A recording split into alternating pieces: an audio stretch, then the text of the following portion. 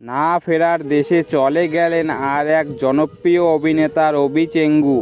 24শে মে রবিবার বিকেল 5টার দিকে নিজ বাসায় শেষ নিঃশ্বাস ত্যাগ করলেন তিনি। 2022 সালে মে মাসে মারা যান তার কৌতুক জগতের সহকারী বন্ধু আহসান আলী বাদাইম্মা।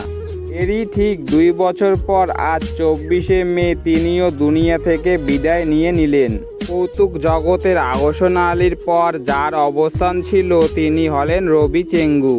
তাদের জনপ্রিয়তা এত বেশি ছিল যে শুধু তাদের দেশেই নয় বরং বাকি দেশেও ছিল তাদের ব্যাপক পরিচিতি। তাদের অভিনয় দক্ষতা এবং অঙ্গিভঙ্গি দিয়ে জয় করে নিয়েছিল এই দেশের লাখো মানুষের মন। একটা সময় ছিল তাদের কৌতুক দেখার জন্য অনেক মানুষের ভিড় জমে যেত।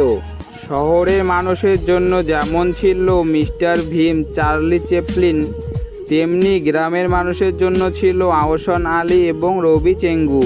গ্রাম বাংলার মানুষের মন ভালো করার একমাত্র ওষুধ ছিল তাদের অভিনয়ের কৌতুক। কিন্তু সবে যেন সময়ের সাথে সাথে কোথায় হারিয়ে গেল। এখনও অনেক চায়ের দোকানে তাদের অভিনয় চলতে দেখা যায়।